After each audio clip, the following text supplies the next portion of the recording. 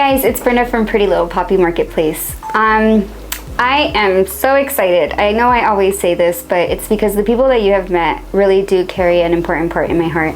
But I'm very excited to introduce our next guest. His name is, well, it's Michael Gonzales, but I call him Pops. So he's known to the store as Pops.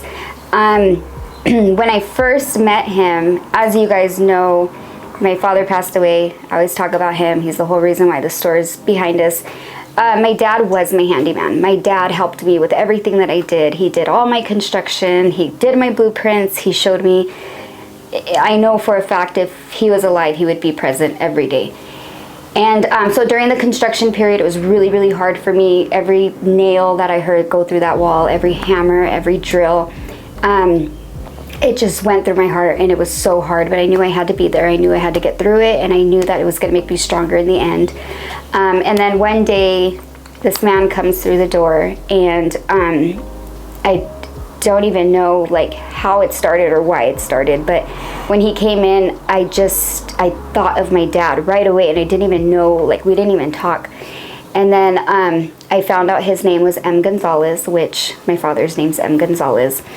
And just as he was talking, my heart just kept getting bigger and bigger and bigger and bigger. And then he said a line that I'll never forget, and he was just like, "I'm your handyman." And this is, for me, these are angels on earth. So he comes and he helps me out at the store, and he's built shelves for me, and but more than anything, he loves us. We love him. He's part of our family now here. And it's just joy when he comes in, because it's like my dad's there with me. So I love Pops very much. So I'm not sure where this interview is going, but I'm going to go ahead and just hand this over to him. So where do you want me to start? Interesting. Yeah. I don't know. I don't know. Well, this started with Pretty Little Poppy when a friend of mine, I coach her daughter, and she kept telling me, "You have to go in Pretty Little Poppy. It's this really cool place. They're really nice. Go in there. Maybe you can sell your stuff." And it's like, I don't want to sell my stuff. I didn't have an outlet, and I don't really care to sell my pottery. It's just for me. But I went in there, and then I hate the hard parts. But we talked, and you had lost your father. I'd lost my mom 2 years before that, and my brother-in-law, right after your dad passed, my brother-in-law passed from cancer. And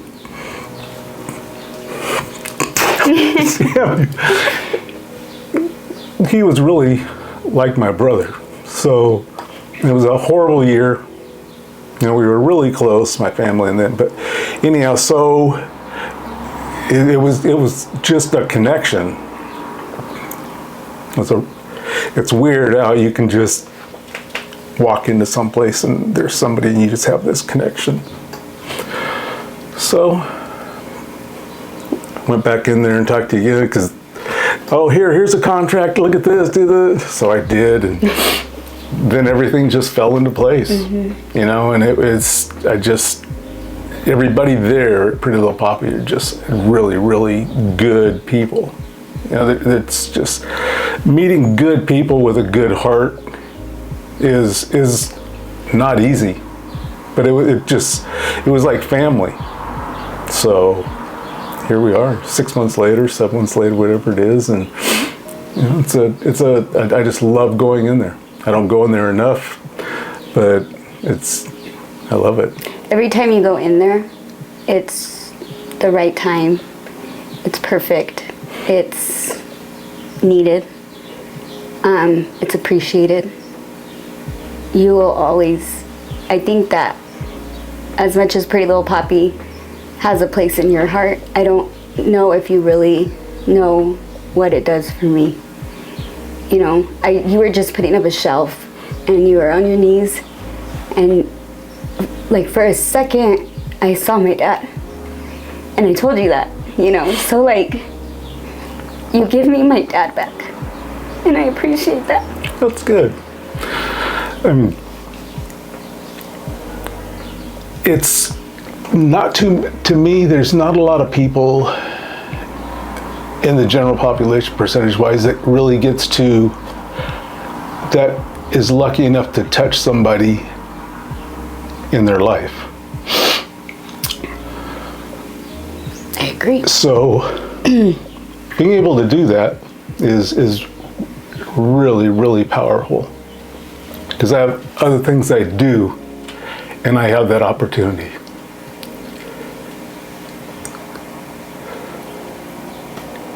And I'm just extremely, dang it, I'm extremely blessed to be able to do that. You know, it's just a lot of people don't care, they don't want to, they don't have time, they don't know how, they don't think about doing it, but yeah, I've been really blessed in my life, and you're part of that. You're part of my blessing. I appreciate you very much. So you do pottery. Well, you do a lot of stuff. You do pottery, you do woodwork. You're a handyman. What else? Like, where do you feel your journey kind of started with pottery and woodwork and stuff like that? Pottery started when I was in high school. My freshman year, I took a ceramics class, you know, because you had to take, back then they had shops. So I took a metal shop, I took ceramics, and ceramics was, there was a connection there. So I took it every year in high school that I was in high school, which didn't last long. But that's where it started. And then I didn't do anything with it for a long, long time, till 2 years ago. But I always wanted to, but you just, you know, you're young and wild and you get caught up in life, and then you get married and you have kids and you don't have time for hobbies like that because kids sort of consume your life. So I always wanted to do that. But woodworking started before this started, besides, you know, after high school. It was probably 8 years ago, my kid asked me, I was working, well, it was longer than that because I was working. It's probably 15 years ago, my kid said, "Dad, can you make me a dining room table?" I said, "Yeah, sure, I can make anything." And I'd never done anything with wood except make a form for concrete. So I did a lot of research for a few months and made a dining room table, which I've taken apart and redone twice, 2 more times to do it correctly. But yeah, so that started my woodworking. And then from there, I really enjoyed that, but I was working, so it would just be on and off. What really gets me through is, and has for years, is when we moved up here, it was a little cow town. There was nothing to do here. And I was a paramedic, and the guys that I worked with, they played softball. They played fast pitch softball, men's fast pitch softball, which is, most people have never done, because it's now there's not too much of it. But back then it was big, but not in LA so much, but up here. So I started playing softball, and my daughter, she was 9, she wanted to play, so she played for a couple seasons, and she had horrible coaches, so I was like, okay, I'm gonna do this. So I started coaching. So for the last 16, 17 years, I do private stuff with girls. So right now I have girls from 9 to college. And my whole focus is helping them get prepared to play at a high level and get into college.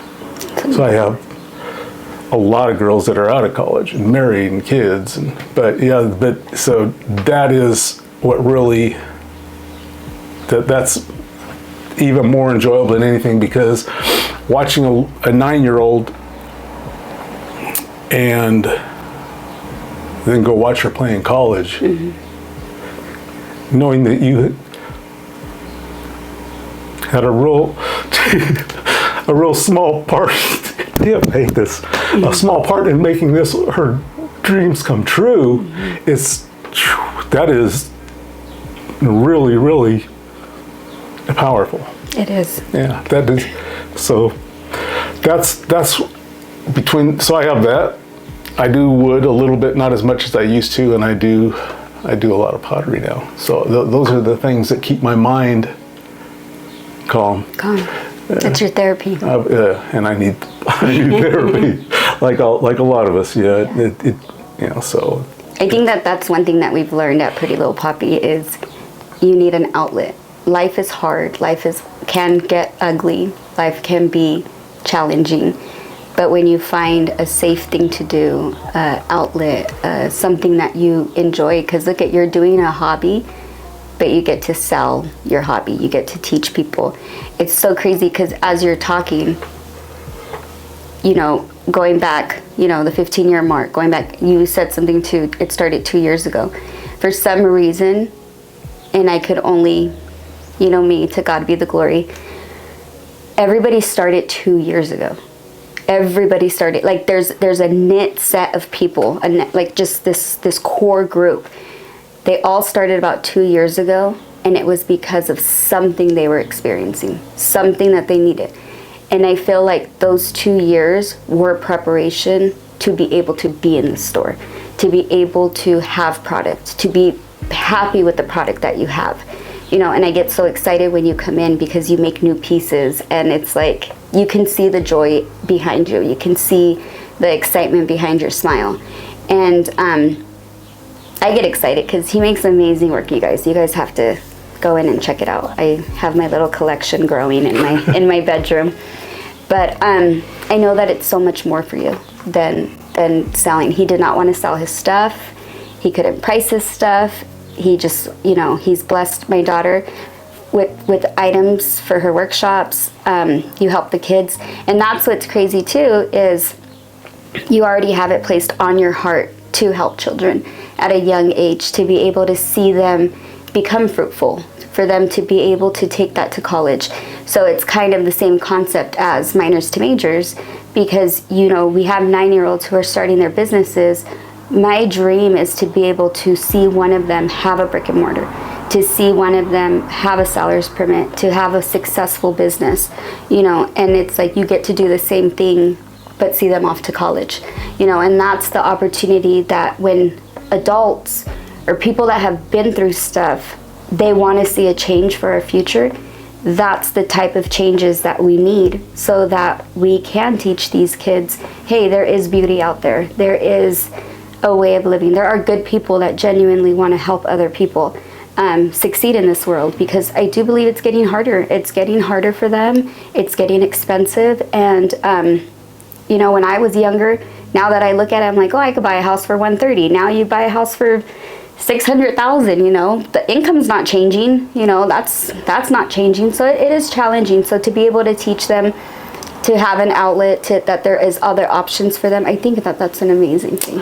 I agree, because I agree 100% with what you said as far as it's tough being a kid. Mm-hmm. When I was a kid and when you was a kid, there wasn't all this social media and all this bullying and all the suicides, and it is so hard for them to find their way in life.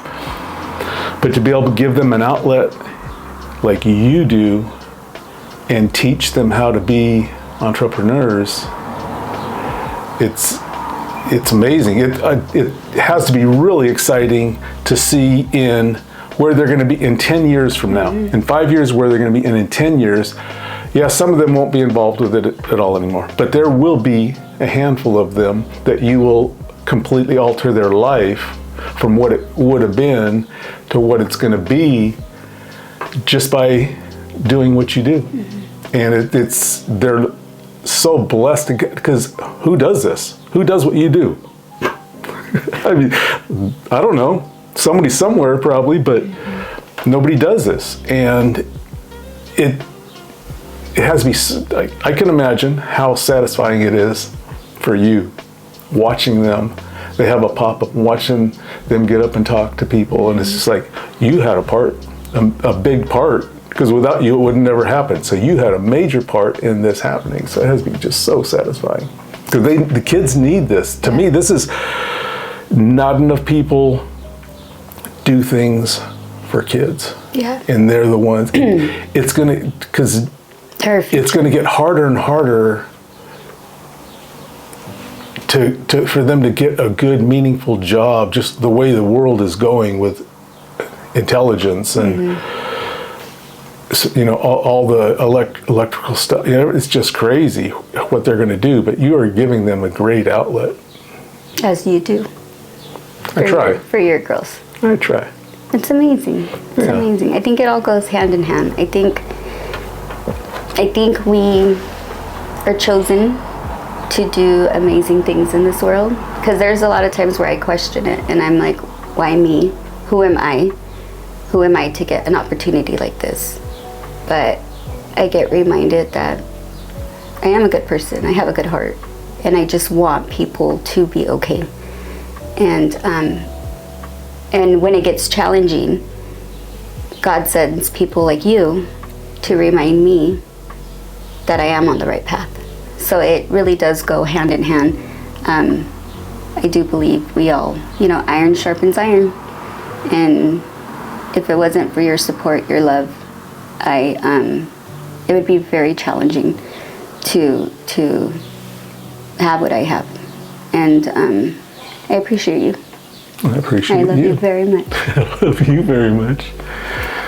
Do you feel there's anything else that you would want to share with the viewers that might help somebody that's maybe experiencing something?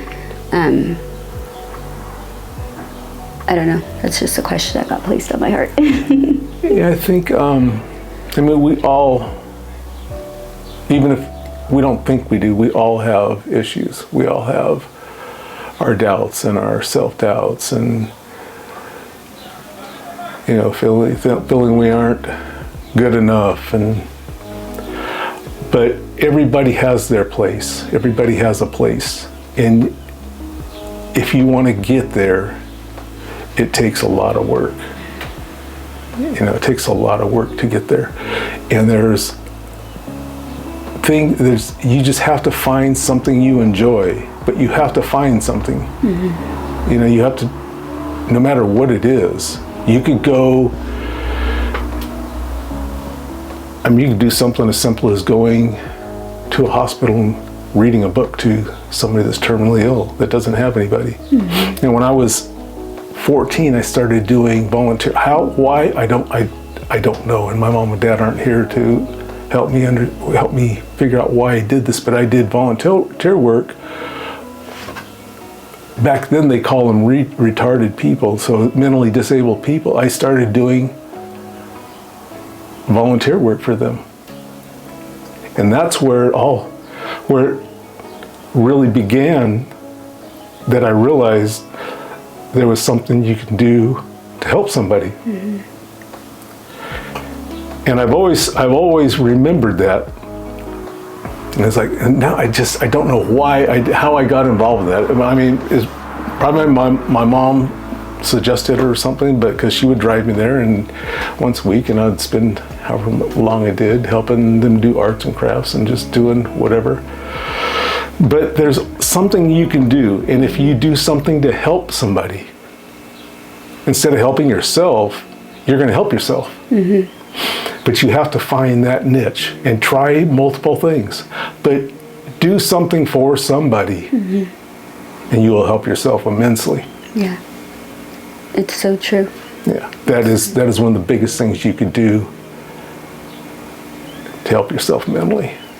And it's making the world just a little bit better than how you found it. Because that's what, if we had more people do this, instead of everybody wanting to argue and fight and talk bad about you and judge people and post all this fake stuff on social media about how great you are and how beautiful you are, and none of that's real. Mm-hmm. Instagram's not real. Mm-hmm. Come on, it's not the real world.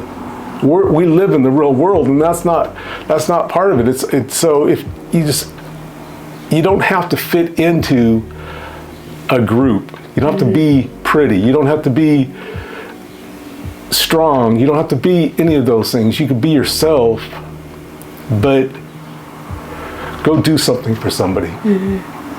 And you'll be surprised how good it makes you feel. And it does, and there's people around you. I know just yesterday or 2 days ago, somebody came up to me and they were like, did you hear this? And when I heard it, it was somebody talking bad about me. When I heard it, my heart broke. My heart didn't break because of somebody speaking bad about me. My heart broke because it was a complete lie.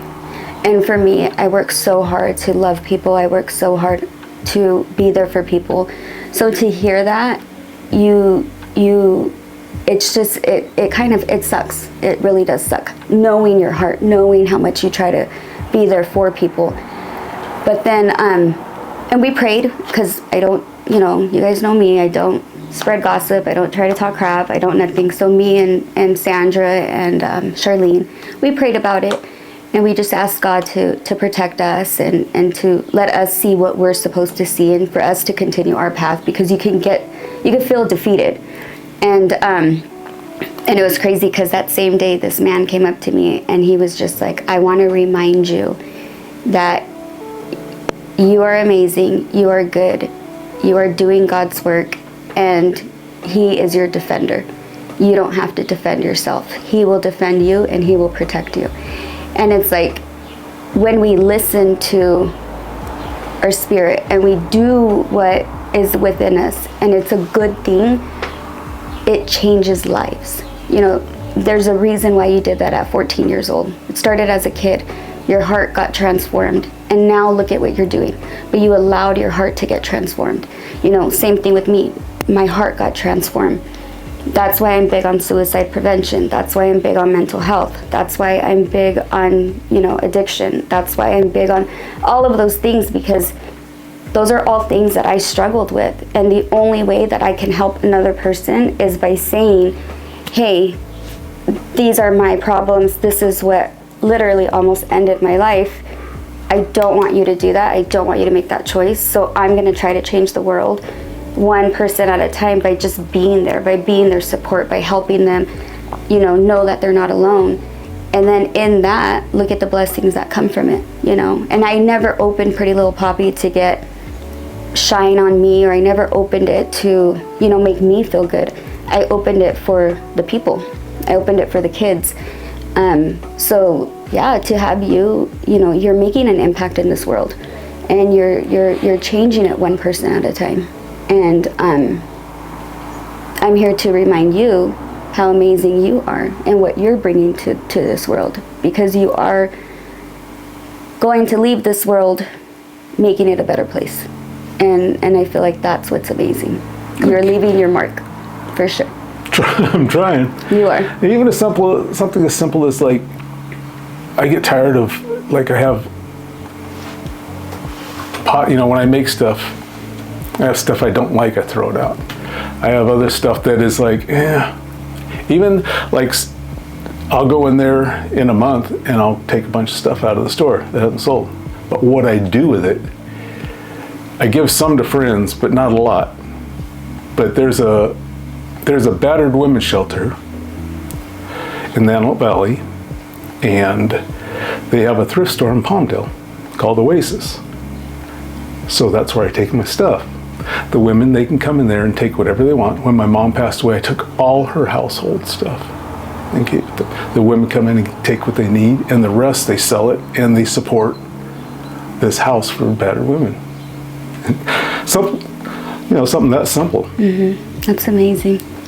But everything I try to do, not everything, but I try to figure out a way where it's helpful.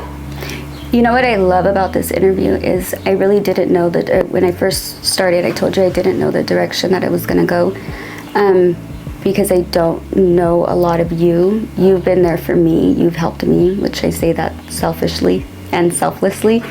It's been your role. But as you're sharing more and more and more, you're helping so many people. And that's the amazing thing about you, is you don't boast. You don't brag about what you do. You don't say, oh, look this is what I do, because none of this stuff I knew about. And I've seen you for 7 months, God knows how many times.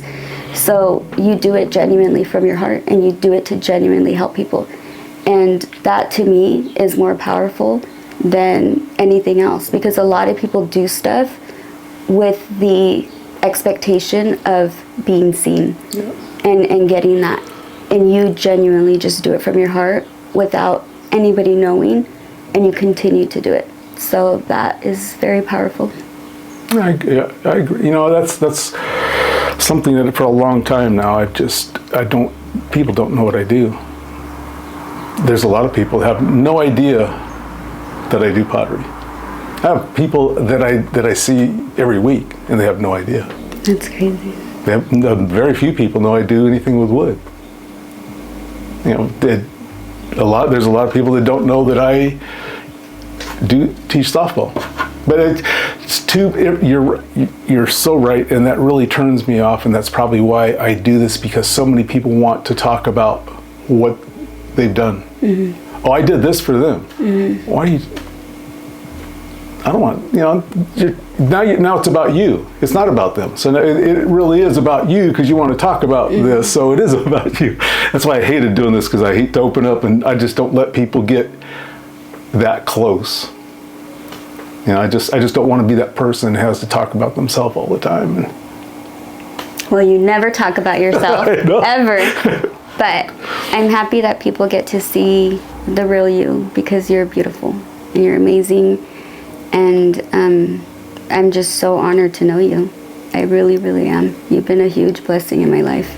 Well, you've done the same for me. That's good, because that's what we need, people to mutually help other people.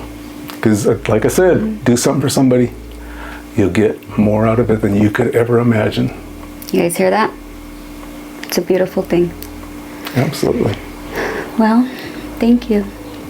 Thank you.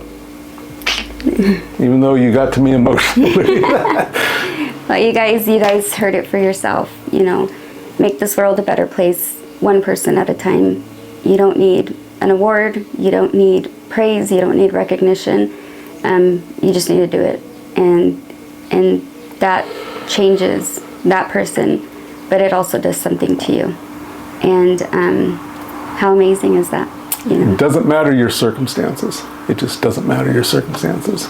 You know, you could be in the worst circumstances, but people will rise up out of that. If you use it as an excuse, there'll always be an excuse, and you'll never succeed. You'll never get rid of that baggage, because you have to.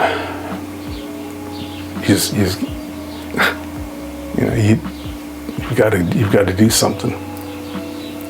Your past never goes away. It doesn't. You know, I was a wild ass kid in East LA. We don't talk about that. I've just seen the worst of people. I've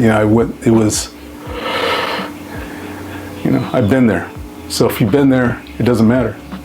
You don't have to stay there. Mm-hmm. You don't have to relive that past continually for years and years and years. You don't have to. You can just let it go, mm-hmm. and move on and raise yourself up. Be the change. Be the change. Be the change. Don't live in the past. It's the past, and it's gone. It doesn't matter what anybody did to you. It does, but it doesn't. You just at some point, it just has to. You have to rise above all that and do something. And it's so true. I was just sharing with my husband 1 Corinthians 13. It talks about what love is, and it gives you a whole list of things: patience, kind, all of those things. But one of them is record of wrong, and you want to love yourself more than anything, and you want to love people more than anything. But in that, keeping record of wrong also speaks for yourself and your past and what the decisions that you've made. And if you continue to keep record of wrong, even with yourself, then you're not loving yourself. You're not growing. You're keeping yourself back there. Yep. So you have to stop doing that to yourself. Begin, every day is a new day, and go forward. Yep. The sun's going to come up tomorrow. When it comes up, move forward. Yes, every day is a new day. Yeah, absolutely. I tell my husband that every day in the morning. that's the way you need to me, that's the way you need to treat life. Every day, it doesn't matter what happened yesterday. You can't, it's done. Yep, I agree. Well, thank you guys so much for tuning in. This was an amazing interview with an amazing person, and I'm so thankful. And you know, he's available in store woodwork, and he makes these cutting boards, and then, you know, ceramics. He is in store. You can always find him in store.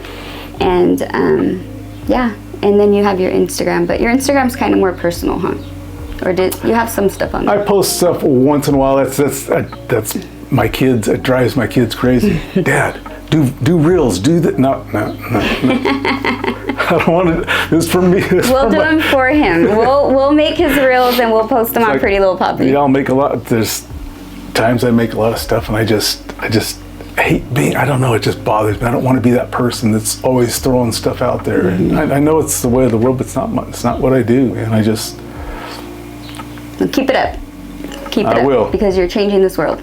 Okay. I appreciate you. I appreciate you. All right, guys. Thank you. Thank you.